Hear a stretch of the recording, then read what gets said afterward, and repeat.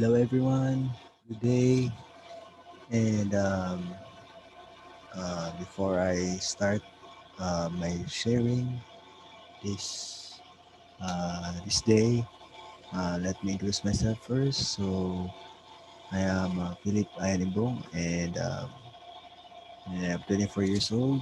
And just a quick background of myself: I am a computer engineer and also system engineer, and I am an ICT senior high school and an ESL teacher.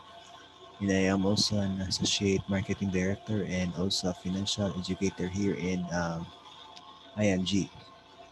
And I am very happy to be here in IMG. And today, I am just going to share to you about about a formula that I know here in IMG na hindi nyo pa siguro na-encounter sa school or sa trabaho po ninyo. So, hindi po siguro na ituro sa inyo. It's because this is exclusive dito sa IMG. So let me just share this one to you. So this is just quick. Um, we have here pay yourself first. So kung gusto niyo po mag-invest, uh, follow niyo lang po itong formula. So meron tayong tinatawag na pay yourself first. So bayaran niyo muna ang sarili niyo. Kasi minsan sa atin, pag matanggap na yung sahod, kahit saan na lang ginagastos or binabayad. So ito yung tinatawag natin na abundance formula. So um, pag ito yung income natin, so pag natanggap natin yung sahod natin, ito po, circle ko muna. Hmm,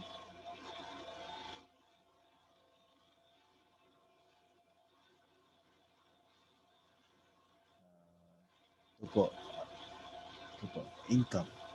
Okay, your income is 100%. So meron tayong tinatawag na abundance formula. So saan ba natin binabayad pag matanggap natin yung sahod natin? So, padala agad sa magulang, bayad sa kuryente, tubig, at pero sino ba yung napapagod? Sila ba? Hindi, ikaw, di ba? So, ikaw yung nasa stress. So, dapat bayaran mo muna yung sarili mo.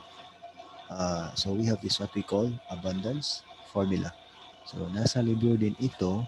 Ito po siya. Uh, ito po yung libro.